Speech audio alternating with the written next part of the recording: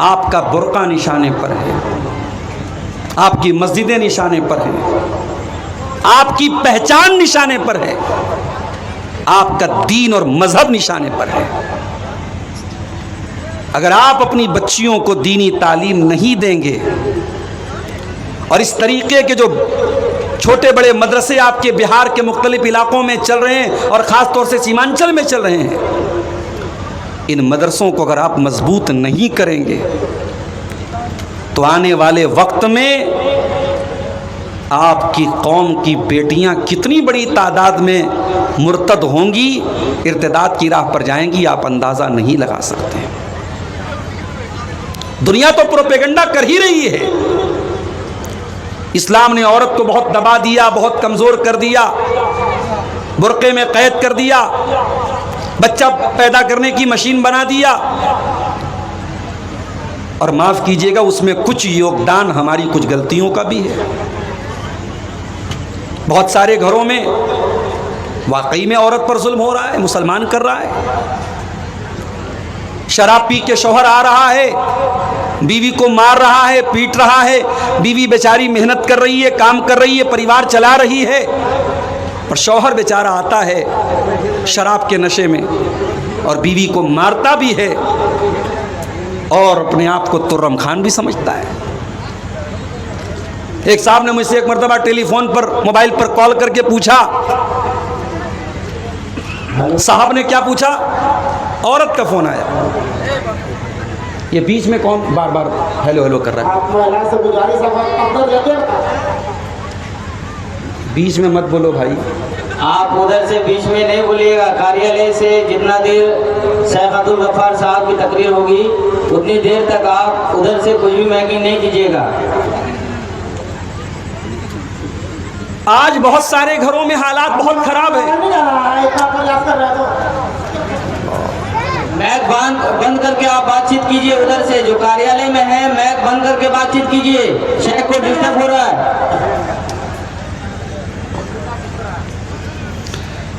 Phone आया एक मोहतरमा का, शौहर के अवैध संबंध है दूसरी औरत के साथ।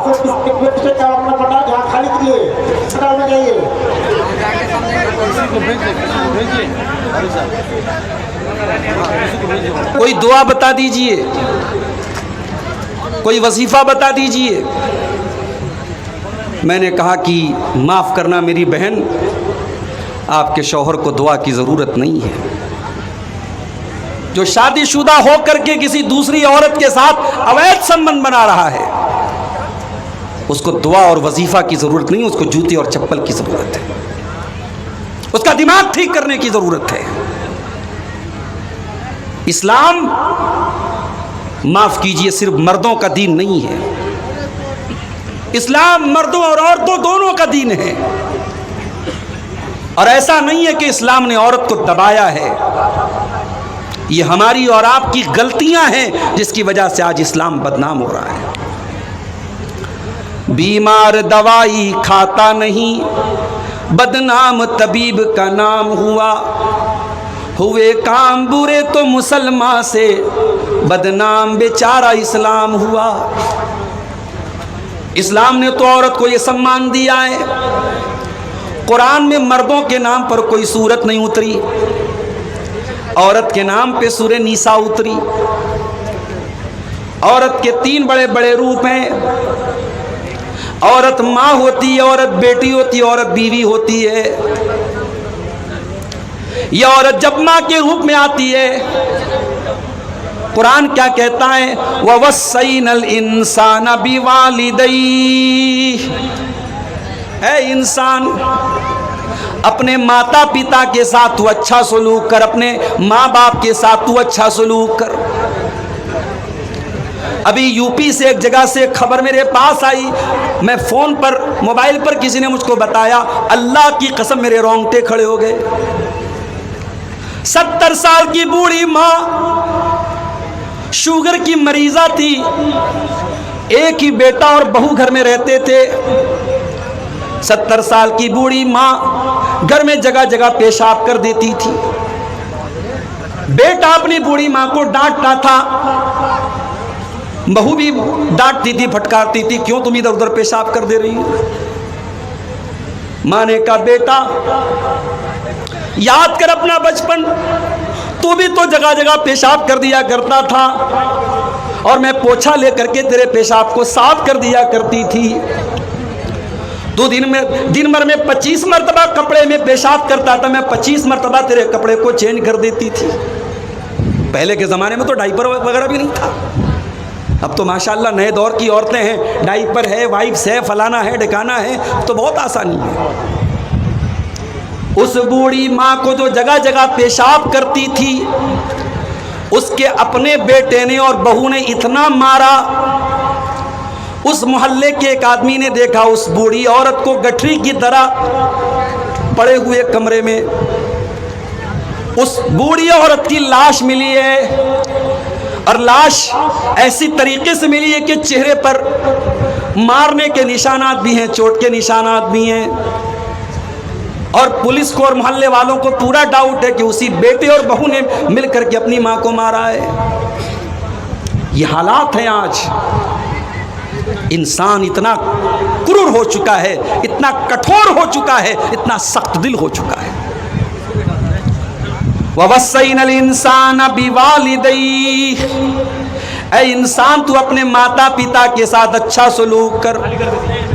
हमलतु उम्मुहु कुरहा हमलतु उम्मुहु वहनन अला वहनिन, तेरी माँ ने तकलीफ दर तकलीफ से तुझको अपने पेट में रखा है।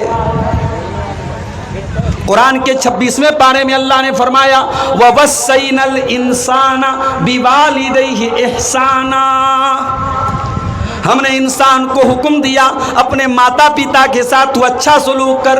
हमलतु उम्मुहु कुरहा व वज़अतहु कुरहा, तेरी माँ ने बड़ी तकलीफ से तुझको पेट में रखा था और बड़ी तकलीफें झेल करके तुझको जन्म दिया था। 3 तकलीफें ऐसी है जो माँ उठाती है, पेट में रखने की तकलीफ, जन्म देने की तकलीफ और 9 महीने तक दूध पिलाने की तकलीफ। इसीलिए बाप का दर्जा अपनी जगह है, मगर माँ का दर्जा बाप से भी 3 गुना ज्यादा है। दुनिया वालों, तुम कहते हो इस्लाम ने औरत को क्या दिया है, आओ मैं तुमको बताऊं। इस्लाम ने औरत को यह सम्मान दिया है कि अगर औरत माँ है तो बाप से 3 गुना उसका दर्जा ज्यादा है।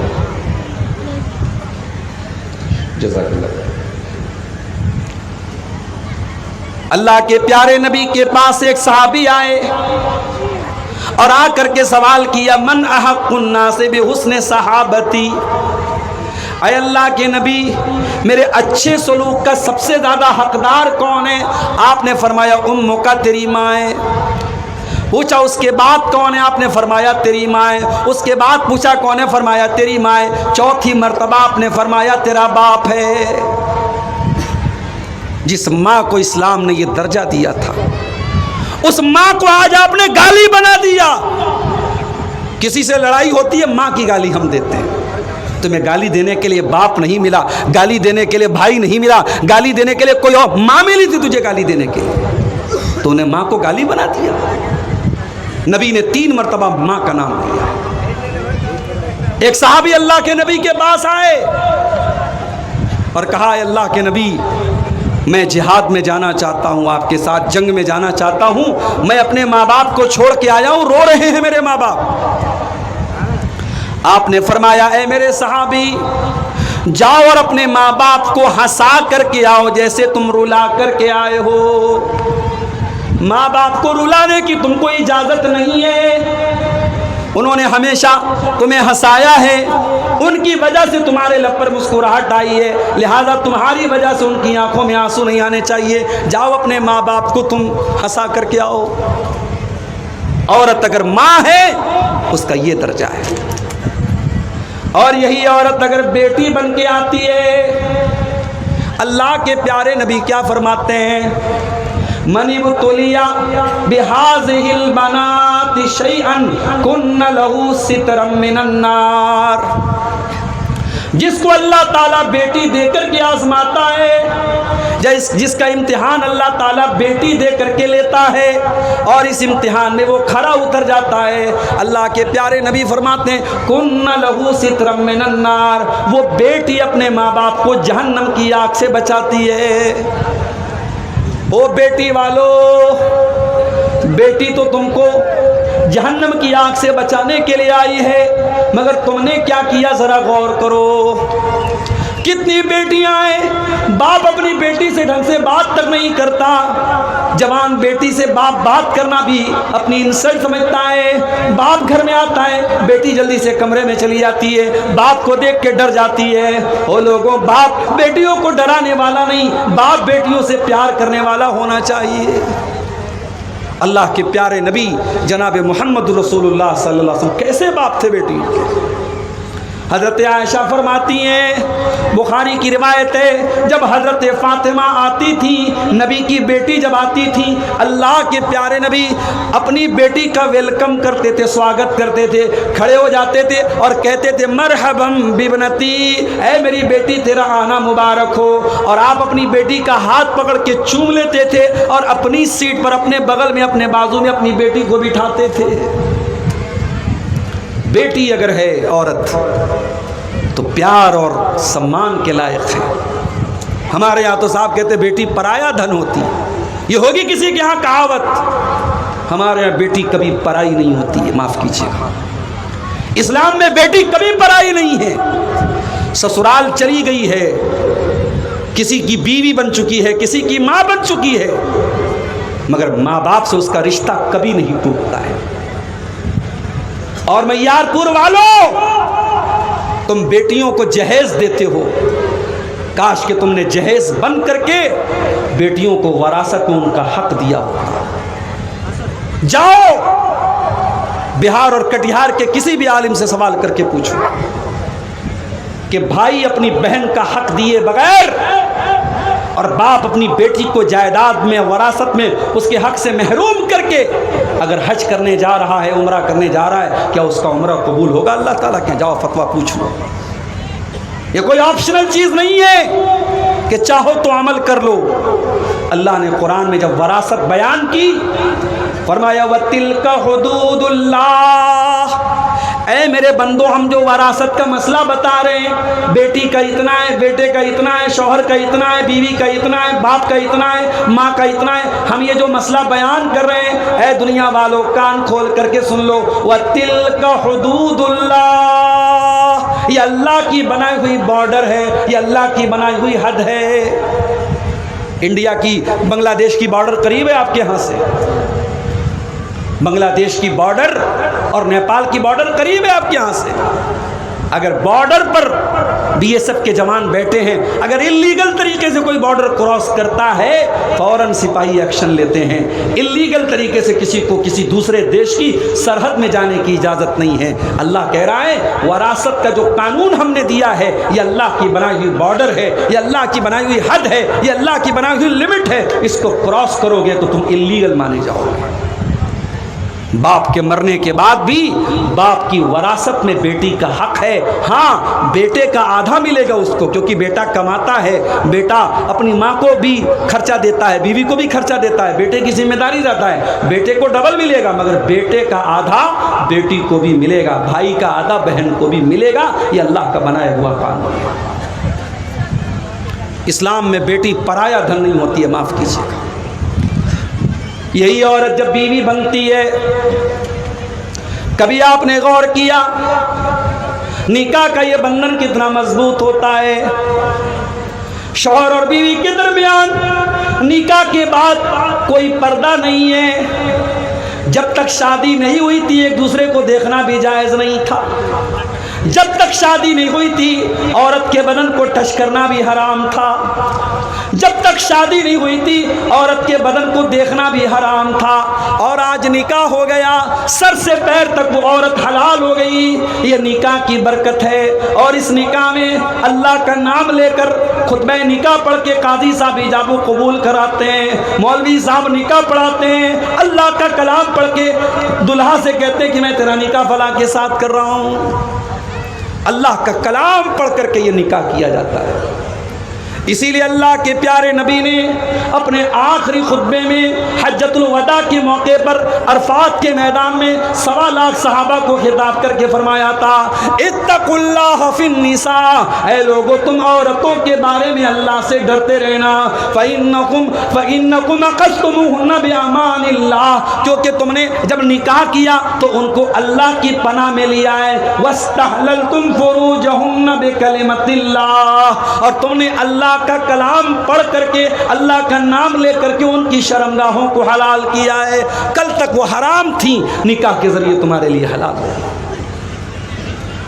और जब ये औरत बीवी बन के आती है, अल्लाह की कसम, गर्लफ्रेंड बॉयफ्रेंड के रिश्ते बहुत चल रहे हैं समाज में, हराम रिश्ते बहुत चल रहे हैं समाज में, मगर जो गलत है वो गलत ही रहेगा और जो सही है वो सही ही रहेगा।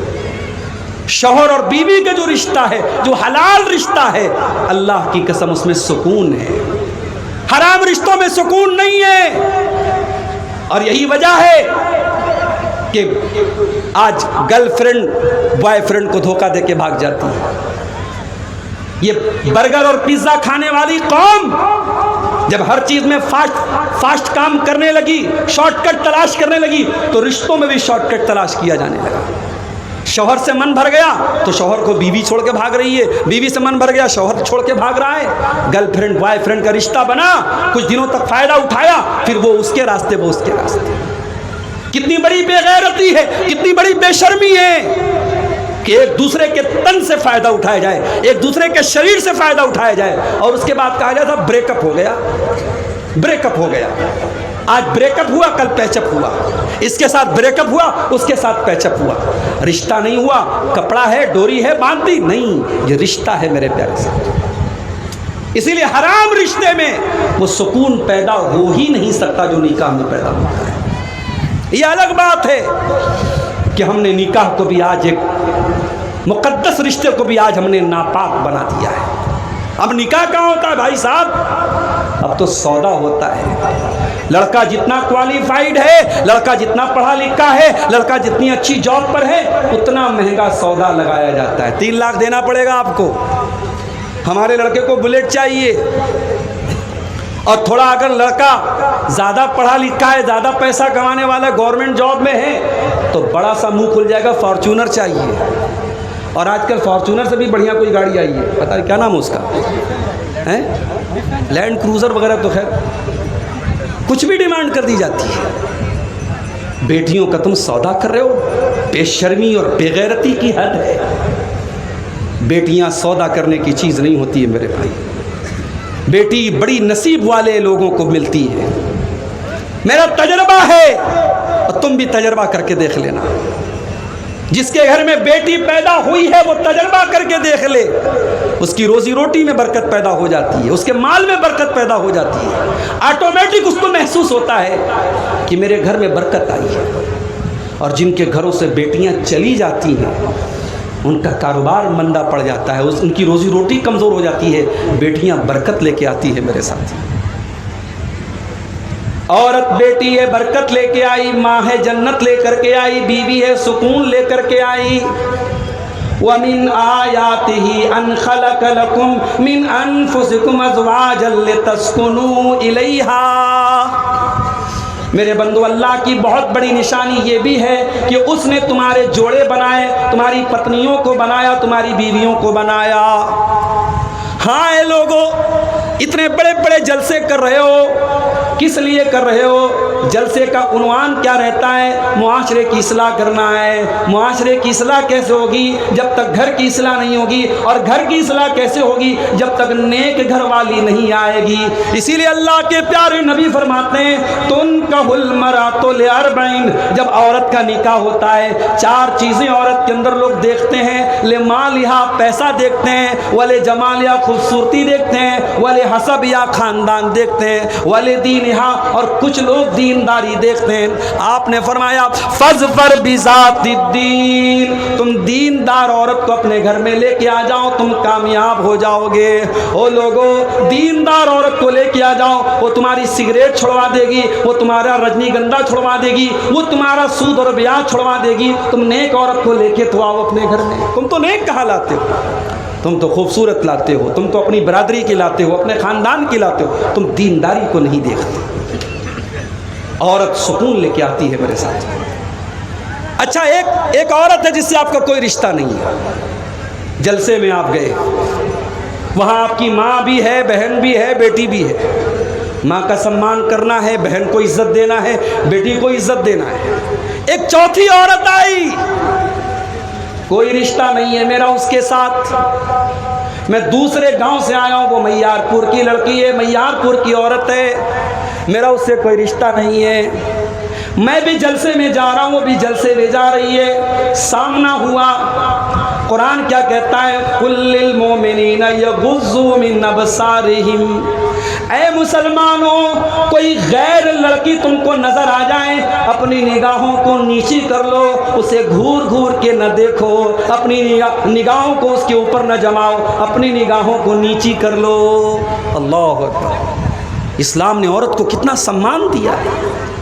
कोई गैर औरत है, कोई रिश्ता नहीं है, न बहन है, न बेटी है, न माँ है, लेकिन कोई गैर औरत भी है तो आपको उसे घूरने की इजाज़त नहीं है, आपको उसे हरासमेंट करने की इजाज़त नहीं है, आपको उसे परेशान करने की इजाज़त नहीं है। आपके समाज में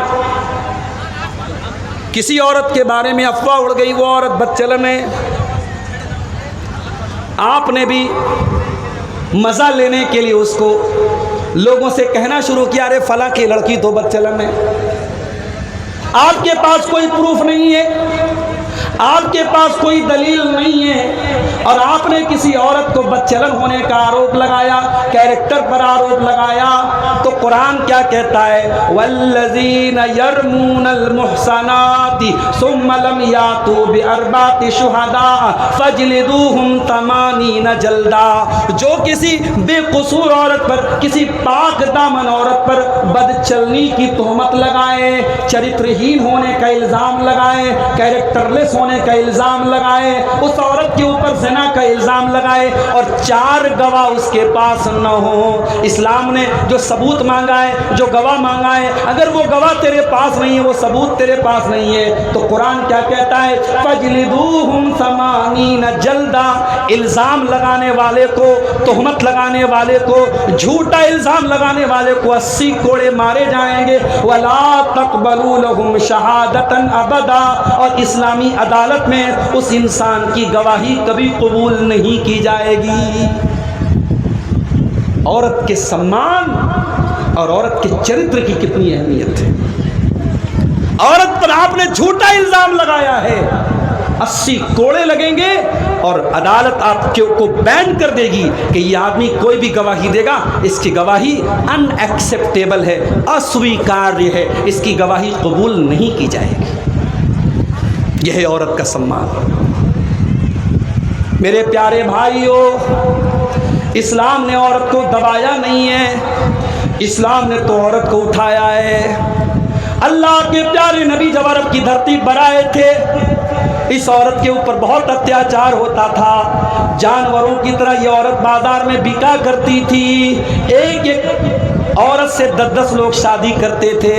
पति के मरने के बाद आपके भारत की धरती पर भी 1400 साल पहले नहीं बल्कि 100 साल पहले भी सती प्रथा लागू थी। पति के मरने के बाद पत्नी को पति की चिता के साथ जला दिया जाता था। विधवा औरत और बेवा औरत का निकाह करना, शादी करना पाप माना जाता था, गुनाह माना जाता था। अरब के अंदर जब कोई शौहर मर जाता था, 1 साल तक उसकी बेवा औरत को एक काल कोठरी में बंद कर देते थे। उसी में लैट्रीन करती थी, उसी में पेशाब करती थी, उसी में खाना खाया करती थी, उसी में पानी पिया करती थी। 1 साल तक उसको सूरज की रोशनी देखने नहीं दिया जाता था। इस्लाम ने आकर इन कुप्रथाओं को रोका है। इस्लाम ने आकर इन बैड ट्रेडिशंस को, इन गलत ट्रेडिशंस को रोका है और इस्लाम ने दुनिया को पैगाम दिया, वइज़ल मौऊदतु सुइलत बिअय्यि ज़म्बिन क़ुतिलत, ऐ लड़कियों को जिंदा ज़मीन में गाड़ने वालों, कल क़यामत के दिन वो लड़की क़यामत के दिन आएगी और उससे पूछा जाएगा तेरे माँ बाप ने, तेरी माँ ने, तेरे बाप ने किस अपराध में तुझको मारा था, तेरा अपराध क्या था, तेरा कसूर क्या था। इस्लाम ने औरत की जान बचाई है मेरे प्यारे साथी। इस्लाम ने औरत को हाँ पर्दे में रहने का हुक्म दिया है और क्यों दिया है वो भी आप समझ लीजिए। बहुत आसान मिसाल मैं देता हूँ, बहुत आसान मिसाल। 20,000 वाला मोबाइल है, अच्छा सा कवर लगाया आपने, टेम्पर्ड ग्लास लगाया ताकि गिर जाए तो स्क्रीन न टूटे, पानी न चला जाए, लेकिन आपने आईफोन ले लिया। नया वाला आईफोन कितने का आ रहा है? शायद 75,000 का या 1 लाख का आ रहा है नया वाला आईफोन, या वो एक और सैमसंग का कौन सा अल्ट्रा आ रहा है, लाख सवा लाख का। इतना महंगा आपने मोबाइल लिया। मोबाइल महंगा है तो कवर और महंगा है, मतलब कवर भी उसी हिसाब का है। जितना कीमती मोबाइल है उसको प्रोटेक्ट करने के रास्ते उतने ही मुश्किल है, ताकि मोबाइल कीमती है, खो न जाए, चोरी न हो जाए, टूट न जाए, गिर न जाए। मेरी प्यारी माँ बहनों, इस्लाम आपको दुनिया की सबसे कीमती दौलत करार देता है। अल्लाह के प्यारे नबी फरमाते हैं अद्दुनिया कुल्लुहा मताउन व खैरु मताई दुनिया अल मरअतु सालिहा। है और तो तुम दुनिया की सबसे कीमती दौलत हो, और जब तुम सबसे कीमती दौलत हो तो कुरान कहता है तुम्हें पर्दे में रहना चाहिए। या अय्युहन नबी कुल अज़वाजिका व बनातिका व निसाइल मुमिनीन, ऐ नबी अपनी बीवियों से भी कह दीजिए, अपनी बेटियों से भी कह दीजिए और तमाम मुसलमान औरतों से कह दीजिए युदनीना अलैहिन्ना मिन जलाबीबिहिन्ना, कि जब वो अपने घर से निकलें तो चादर में निकलें, पर्दे में निकलें, नकाब में निकलें, अपने आप को एक्सपोज न करें, अपने हुस्न की नुमाइश न करें, अपनी खूबसूरती का प्रचार न करें, छुप करके निकलें, पर्दे में निकलें। ज़ालिका अदना अन युरफ़ना फला यूज़ैन, ताकि दुनिया समझ जाए ये शरीफ घर की लड़कियां हैं, ये मुसलमान लड़कियां हैं, ये नेक घराने की लड़कियां हैं और किसी को छेड़ने की हिम्मत न हो सके। इस्लाम ने अगर औरत को पर्दे का हुक्म दिया है तो औरत की सुरक्षा के लिए दिया है, औरत को बचाने के लिए दिया है मेरे प्यारे साथी। इस्लाम तो वो दीन है, ज़िनाकारी को इस्लाम हराम करार देता है और हराम ही करार नहीं देता, बल्कि अल्लाह फरमाता है वला तक़रबुज़्ज़िना, तुम ज़िना के करीब भी न जाना। इस्लाम ने जब ज़िना से रोका है तो ज़िना से करीब लेके जाने वाली तमाम चीज़ों को बैन कर दिया इस्लाम ने। औरत अकेले ट्रैवल करेगी, सफ़र करेगी, उसकी जान को, उसकी आबरू को खतरा होगा। इस्लाम कहता है ला तुसाफिरुल मरअतु इल्ला व मअहा मुहरिम, औरत बगैर मुहरिम के सफ़र न करे, उसका कोई महरम होना चाहिए, बाप हो, शौहर हो, बीवी, बेटा हो, भाई हो, भांजा हो, भतीजा हो, कोई भी महरम होना चाहिए। कोई औरत अकेले में किसी गैर मर्द के साथ नहीं मिलेगी। फरमाया ला यख्लुवन्न रजुलुन बिइम्रातिन इल्ला वसालिसुहुमा शैतान, कोई मर्द किसी औरत के साथ अकेले में न जाए। जवान बेटियों को हाफिज जी के पास पढ़ने भेजते हो, ये जायज़ नहीं है, माफ़ करना।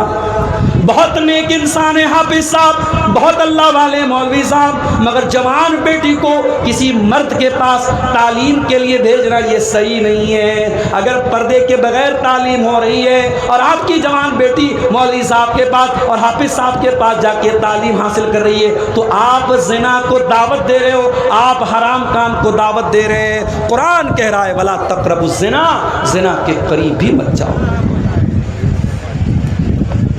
मस्जिद में औरत नमाज पढ़ने आ सकती है, नबी के दौर में भी औरतें आती थीं। एक सहाबी जिनका नाम अम्र बिन सलमा था, अपने कबीले में वही इकलौते थे जिनको कुरान याद था। और 6 साल के बच्चे थे वो, जब उनकी कौम के लोग ईमान लाए और नबी अकरम ने हुक्म दिया कि जाओ अपनी कौम को तुम लोग नमाज पढ़ो और तुम में से कोई आदमी इमाम बन जाए, जिसको कुरान ज़्यादा याद हो उसको इमाम बना दो। अम्र बिन सलमा के कबीले के लोगों ने गौर किया, पूरे कबीले में सबसे ज़्यादा कुरान अगर किसी को याद था 6 साल के बच्चे को याद था। बच्चे का नाम अम्र बिन सलमा था। लोगों ने इमाम बना दिया। अम्र बिन सलमा कहते हैं मेरे पास एक ही कपड़ा था, एक ही चादर थी, वही मेरी लुंगी थी, वही मेरा कुर्ता था। एक ही चादर पहनता था मैं, उसको पहन करके मैं नमाज पढ़ाने लगा। जब मैं रुकू में जाता था तो मेरी सुरीन नज़र आ जाती थी, मेरी पीछे की शर्मगाह नज़र आ जाती थी। औरतों ने कंप्लेंट की शिकायत की, कहा कि अरे कम से कम अपने इमाम की शर्मगाह तो ढाँप दो, अपने इमाम की पीछे की शर्मगाह तो कवर कर दो, इतना कपड़ा तो ला के उसको दे दो। हज़रत अम्र बिन सलमा कहते हैं मेरी कौम के लोगों ने मुझे चादर ला के दी, उतनी खुशी मुझे हुई कि उससे ज़्यादा मुझे खुशी कभी नहीं हुई थी। पता ये चला कि नबी के दौर में औरतें मस्जिद में आती थी, उनका इंतज़ाम होता था। आज सीमांचल में इतना बड़ा बेल्ट है अहले हदीसों का, जाके सर्वे कर लीजिए। जितनी मस्जिदों में जुमा की नमाज होती है जाइए और सर्वे कीजिए, कितनी जुमा की जामा मस्जिदों में जहाँ जुमा की नमाज होती है, कितनी जामा मसाजिद में औरतों की नमाज का इंतज़ाम है, जाइए पता करके। मेरा एक अंदाज़ा है कि शायद अगर 100 मस्जिदें होंगी जहाँ जुमा हो रहा है तो 90 मस्जिदों में औरतों का इंतज़ाम नहीं है। माफ़ कीजिए, सीमांचल की बात कर रहा हूँ। आपकी औरतें साल में एक बार जलसा हो रहा है और माफ़ कीजिएगा आप यहाँ जलसा कम और मेला ज़्यादा होता है। हम लोग जलसे में आते हैं, अपनी क़यामगाह से स्टेज तक आने में ही हम सारा मंजर देख लेते हैं। रास्ते में कौन तकरीर सुनने आया है, कौन मोबाइल पर कहाँ लगा हुआ है, कौन किसको देख रहा है, कौन किसको इशारा कर रहा है, कौन किसको देख के मुस्कुरा रहा है, हम लोग भी बड़ी दूर की नज़र रखते हैं मेरे प्यारे साथी।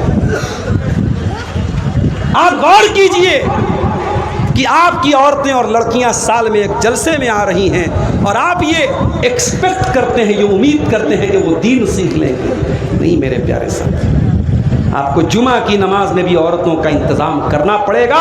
और आप ये मत कहिएगा हम बहुत गरीब लोग हैं, नहीं आप गरीब लोग नहीं हैं। आपकी शादियां देख के नहीं लगता है कि आप गरीब हैं।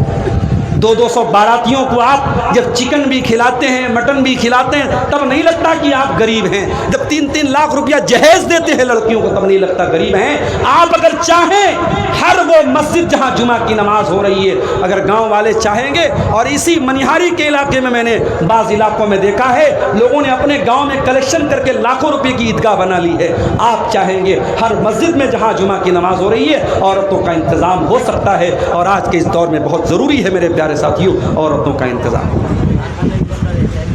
लेकिन अगर जुमा की नमाज में औरत जुमा की नमाज पढ़ने आ रही है तो मेरी प्यारी माँ बहनों कान खोल करके सुन लो, अल्लाह के प्यारे नबी फरमाते हैं अगर कोई औरत खुशबू लगा करके मस्जिद में आती है, नमाज पढ़ने आ रही है, जुमा पढ़ने आ रही है, तरावी पढ़ने आ रही है, अगर वो खुशबू लगा करके मस्जिद में आती है तो 40 दिन तक उसकी नमाज कबूल नहीं होगी।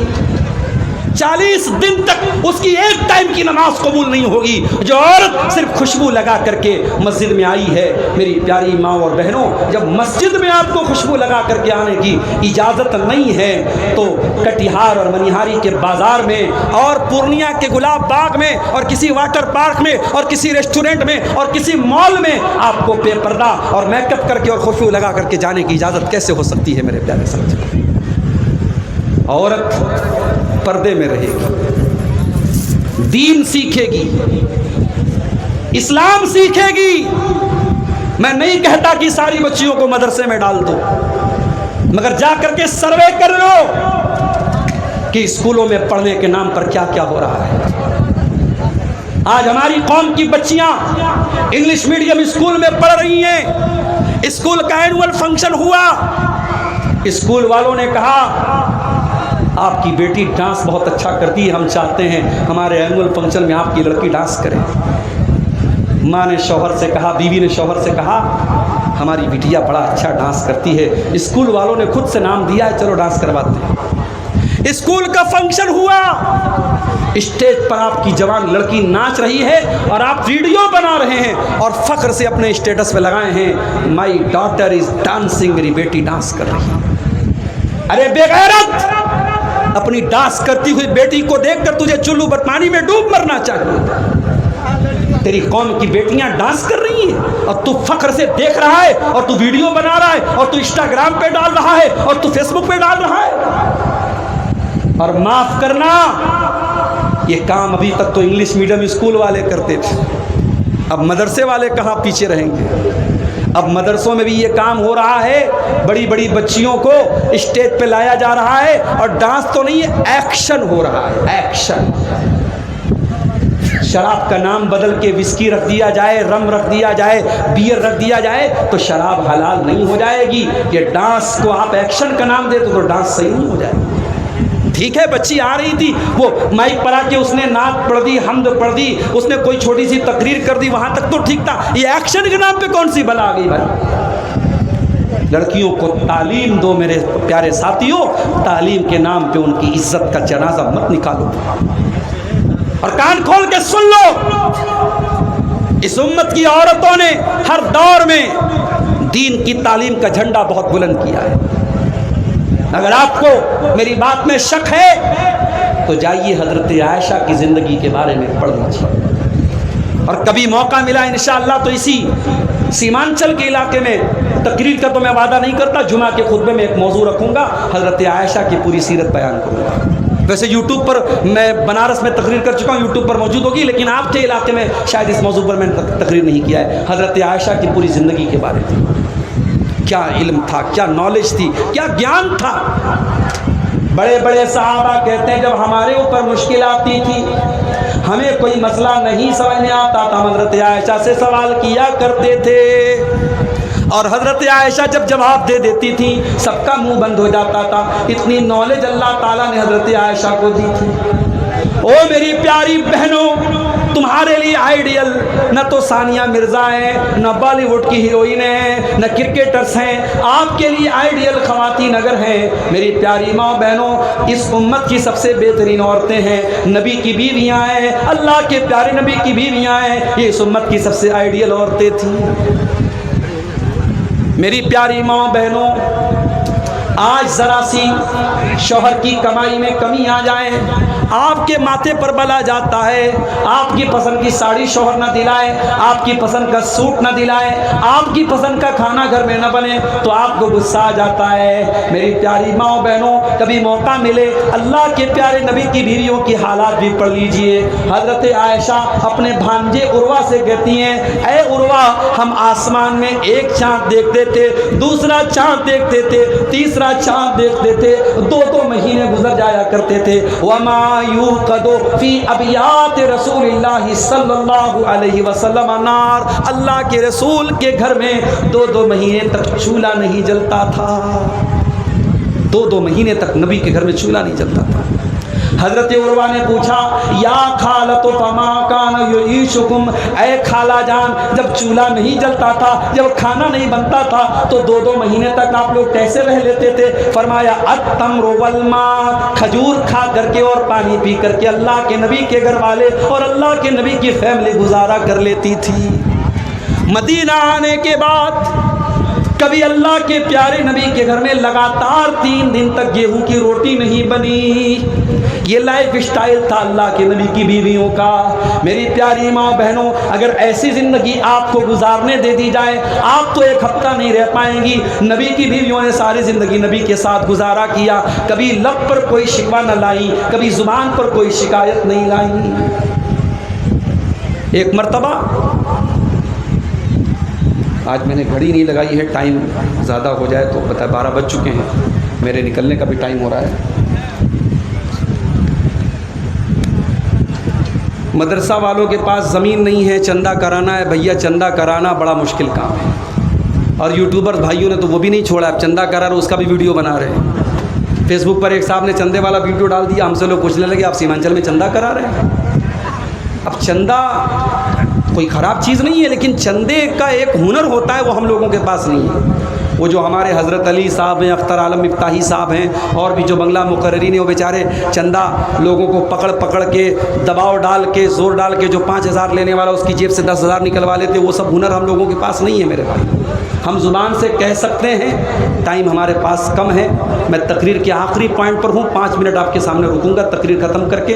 आपको जो चंदा देना हो, अगर आप मोहब्बत रखते हैं मदरसे से, दीन से, उलमा से, और आप चाहते हैं कि कौम की बच्चियाँ एक अच्छे इदारे में पढ़ें, आप आइए और अपना चंदा यहाँ लिखवाइए, दे के जाइए। मैं सबके लिए दुआ करता हूँ, अल्लाह सबके चंदे को कबूल फरमाए। आखिरी बात रख रहा हूँ, 12 क्रॉस हो रहा है। मैं बात ये कर रहा था औरत की तालीम के बारे में, हज़रत आयशा के बारे में मैं बात कर रहा हूँ। हज़रत आयशा, बाप बीमार है, हज़रत अबू बकर सिद्दीक बाप से मिलने के लिए। बड़े गौर से सुनना मैयारपुर वालों, हज़रत आयशा अपने अब्बा जान अबू बकर सिद्दीक से मिलने के लिए गई। अब हज़रत अबू बकर का आखिरी टाइम है। जब बाप ने बेटी को देखा, बेटी कोई मामूली बेटी तो नहीं है, नबी की सबसे प्यारी बीवी है। हज़रत अबू बकर ने पूछा, ऐ बेटी ये बता कि जब अल्लाह के नबी का इंतकाल हुआ था तो आपको कितने कपड़ों में कफनाया गया था? कहा कि अब्बा जान, कुफ़िना रसूलुल्लाह सल्लल्लाहु अलैहि वसल्लम फी सलासत बीज़िन सुहूलियतिन, अल्लाह के प्यारे नबी को 3 कॉटन की चादरों में, 3 सूती कपड़ों में कफनाया गया था। कहा कि ऐ मेरी बेटी, ये मेरा कपड़ा रखा हुआ है, वहीं पर सफ़ेद रंग का एक कपड़ा रखा था जो बीमारी के दिनों में हज़रत अबू बकर पहना करते थे, उस पर दाग धब्बे भी लगे थे। कहा है मेरी बेटी, एक कपड़ा ये ले लेना और 2 कपड़ा और ले लेना, और नबी की सुन्नत के मुताबिक मुझको भी 3 कपड़ों में कफनाना। पता ये चला कि सहाबा मरने में भी नबी की सुन्नतों पर अमल करते थे। मैयत के ताल्लुक से भी आज हमारे यहाँ बहुत सारी बिदात हैं। मैं सीमांचल के हालात नहीं जानता, बनारस में बहुत सारी बिदात अहले हदीसों में तो कम है, दूसरों के यहाँ बहुत सारी है। तीसरे दिन तीजा हो रहा है, 40वें दिन 40वां हो रहा है, कुरान खानी हो रही है, और मुर्दे को जब दफनाने लगते हैं तो बैर की पत्ती को कब्र में डाल रहे हैं, दफनाने के बाद कब्र पे खड़े होकर अजान दे रहे हैं, बहुत कुछ हो रहा है। मगर याद रखो मेरे प्यारे साथियों, हमें मैयत के ताल्लुक से और मरने वाले के ताल्लुक से भी हमें कोशिश ये करनी चाहिए कि हम प्यारे नबी की सुन्नत पर अमल करें। हज़रत अबू बकर ने कहा कि मेरी बेटी, जब नबी के कफन में 3 कपड़े थे तो मेरे कफन में भी 3 कपड़े रखे। सबक ये मिला, मैयारपुर के गैरतमंद मुसलमानों, हमको सबक ये मिला कि बेटी को इस लायक बनाओ कि बेटी से बाप मसला पूछना पड़े तो बाप बेटी से मसला पूछे। अपनी बेटियों को इस काबिल बना दो कि जब कभी ज़िंदगी में मुश्किल टाइम आ जाए तो आपकी बेटियां आपको मसला बयान करें। और अभी कुलासी चौक पर एक साहब मुझको मिले, कई बेटों और बेटियों के बाप हैं, उनकी एक बात मुझे बड़ी अच्छी लगी। उन्होंने कहा, मौलाना साहब मेरी एक ही तमन्ना है, जब मेरा इंतकाल हो जाए मेरे जितने बेटे हैं हर बेटा इस लायक हो कि अपने बाप का जनाजा पढ़ा सके, वहाँ ये देखना न पड़े कि बाप का जनाजा कौन पढ़ाएगा। मौलवी साहब, मैं हर बेटे को आलिम दीन बना रहा हूँ, हर बेटे को हाफिज कुरान बना रहा हूँ, हर बेटे को इस लायक बना रहा हूँ कि वो बेटा मेरे जनाजे की नमाज पढ़ा सके, हर बेटी को दीन का इल्म दे रहा हूँ ताकि कल जब मैं मर जाऊँ मेरी बेटियाँ मेरे लिए दुआ कर सकें। मेरे प्यारे भाइयों, ये सोच हर माँ की होनी चाहिए, ये सोच हर बाप की होनी चाहिए। अपनी औलाद को इल्म दीन सिखाओ। मेरे साथ मैं नहीं कहता आप इंग्लिश मीडियम स्कूल में पढ़ाओ, आपका बेटा IAS ऑफिसर बन जाए, बड़ी खुशी की बात है। हमारी कौम को IAS ऑफिसर्स की भी ज़रूरत है। आपकी बेटियां डॉक्टर बन जाएं, हमारी कौम को लेडीज़ डॉक्टर की भी ज़रूरत है। आपके बच्चे वकील बन जाएं, हमें अपने कमज़ोर और मज़लूम भाइयों का केस लड़ने के लिए अच्छे वकीलों की भी ज़रूरत है। लेकिन माफ़ करना, हमें वकील वो चाहिए जो रिश्वत ना ले, ईमानदार हो, अल्लाह से डरने वाला हो। हमें डॉक्टर वो चाहिए जो मरीज़ों का खून न करे, मरीज़ों का खून न चूसे, जो ईमान। अभी लखनऊ का एक डॉक्टर है, सर्जन है, माशाल्लाह चेहरे पर दाढ़ी भी है, तहज्जुद पढ़ता है, और जब मरीज़ का ऑपरेशन करता है। मुझे लखनऊ के एक साहब ने बताया, मौलाना साहब इतना बेहतरीन डॉक्टर है कि ऑपरेशन के पहले 2 रकात नमाज पढ़ता है और ऑपरेशन के वक्त ये कहता है कि देखो भाई मैं मुआलिज हूँ, मैं सर्जन हूँ, मैं इलाज कर रहा हूँ, लेकिन शिफा अल्लाह के हाथ में है। और 5 टाइम का नमाजी है, सोमवार को नफिल रोज़ा रखता है, जुमेरात को नफिल रोज़ा रखता है। आज ऐसे डॉक्टर भी हमारी कौम को चाहिए मेरे प्यारे साथियों, जो दीनदार हों। आज हमारे कौम को अच्छे वकील भी चाहिए, आज हमारे कौम को अच्छे पॉलिटिशियन भी चाहिए, जो ईमानदार हों, जो नेक हो, जो दीनदार हों। मैं तालीम से मना नहीं कर रहा हूँ, लेकिन हाँ, मकान की फाउंडेशन मजबूत होनी चाहिए। अपने बेटों और बेटियों को दीन की तालीम दो। मेरे प्यारे साथियों, हम अल्लाह से दुआ करते हैं रब्बुल आलमीन हमें अपनी बेटियों को दीनी तालीम देने की तौफीक अता फरमा। इलाल आलमीन, ये मदरसा तो रोज़तुल बनात जो इस इलाके का एक मदरसा है, और भाई ने कहा कि मदरसे के पास ज़मीन नहीं है। मैं आप सबसे अपील करता हूँ, आइए अल्लाह के इस दीन के दरसगाह में और इस इल्म के मरकज़ में अपनी गाड़ी कमाई में से आप जो भी देंगे, 1000, 500, 10,000, 5,000 जो भी देंगे, आपका ये चंदा इंशाअल्लाह ज़ख़ीरे आखिरत बनेगा। आज दुनिया में लोग पूछते हैं कि हमें कोई ऐसा इन्वेस्टमेंट बता दो जहां हम 10 रुपया लगाएं हमको 100 रुपया मिल जाए, डबल मिल जाए। मेरे भाइयों, आखिरत का ये इन्वेस्टमेंट है। यहाँ आप जो पैसा लगाएंगे अपने लिए, वो इंशाअल्लाह आखिरत में ज़ख़ीरा बनेगा। अल्लाह ताला, ये देखिए किसी भाई ने ये पैसा, मैं नाम नहीं ले पाऊँगा, टाइम कम है, निकलना है, आप बग़ैर नाम के आइए और चंदा देते हुए जाइए। अल्लाह आप सबके चंदे को कबूल फरमाए। तस्वीर खींचना कैसा है, क्योंकि आजकल ज़्यादातर जलसे के इश्तिहार में बड़े बड़े आलिम दीन, जैसा कि आप सबका भी तस्वीरों को इश्तिहार में छापा जाता है, ये कहाँ तक सही है? कुरान और हदीस की रोशनी में हम सामीन को जवाब। आप लोग बैठिए ना, अब्दुल शकूर साहब को लेकर आइए। जो भी वॉलंटियर हजरात हैं, जिम्मेदारी दिया हुआ है, वो अब्दुल शकूर साहब को लेकर आइए। कैमरे की, आप लोग बैठिए, सिर्फ कैमरा वाले को बोला गया कि रिकॉर्डिंग बंद कीजिए। आप लोग बैठिए। कैमरे की तस्वीर के बारे में बहुत सारे उलमा का ये मौक़िफ़ है कि ये हराम नहीं है। कैमरे की तस्वीर कोई पेंटिंग नहीं है जिसमें तस्वीर में इंसानी बदन का एक एक अज़्व बनाया जाए। जो जिस तस्वीर को हदीसों में हराम करार दिया गया, उसमें यह कहा गया कि क़यामत में अल्लाह ताला कहेगा अह्यू मा खलक़तुम, जिसको तुमने बनाया है, पैदा किया, उसमें ज़िंदगी डालो। तो फ़ोटो हम बना नहीं रहे हैं, कैमरा बस एक कैप्चर करता है, एक अक्स लेता है। लेकिन फिर भी एहतियात का तकाज़ा उलमा ने यह बताया है कि कैमरे की तस्वीर के भी इस्तेमाल में हम एहतियात करें, और जहाँ ज़रूरत पड़े वहीं पर हम तस्वीर लें। जैसे कि आज आईडी के लिए फ़ोटो की ज़रूरत है, आप व्हाट्सएप चलाते हैं, आप अपने व्हाट्सएप की प्रोफाइल पर अपनी तस्वीर लगाते हैं ताकि ये मालूम हो जाए आप ही का नंबर है। आप फेसबुक चला रहे हैं, वहाँ आपने अपनी तस्वीर लगाई, वहाँ एक ज़रूरत है। पासपोर्ट के लिए तस्वीर खिंचवाना एक ज़रूरत है, जहाँ ज़रूरत है वहीं फ़ोटो खिंचवाया जाए। मैं बार बार मना करता हूँ, और सीमांचल के जिन जलसों में मुझसे पूछा गया है कि मौलवी साहब आपका हम इश्तिहार पर नाम देना चाहते हैं, मैंने क्लियर बोला है कि मैं इसको सही नहीं समझता हूँ, आप मत डालिए। और आज के ज़माने में फ़ोटो लेना ये कोई मुश्किल काम नहीं है, लोग फ़ोटो लेते हैं और पोस्टर पे डलवाते हैं। और पहले ये चीज़ बंगाल में थी, धीरे धीरे आपके सीमांचल में भी राइज हो गई, और अब तो पोस्टर क्या बड़े बड़े जो है वो फाटक लगाए जाते हैं, गेट बनाए जाते हैं, और बहुत पहले से उस पर जो है तस्वीरें लगा दी जाती हैं। बहरहाल ये चीज़ सही नहीं है, हम सबको इससे बचना चाहिए, परहेज़ करना चाहिए। मैं तमाम जलसे वालों से गुजारिश करता हूँ कि आप इस चीज़ से परहेज़ करें। अल्लाह ताला हम सबको नेक अमल और अच्छी समझ के तौफीक अता फरमाए। हाँ हाँ।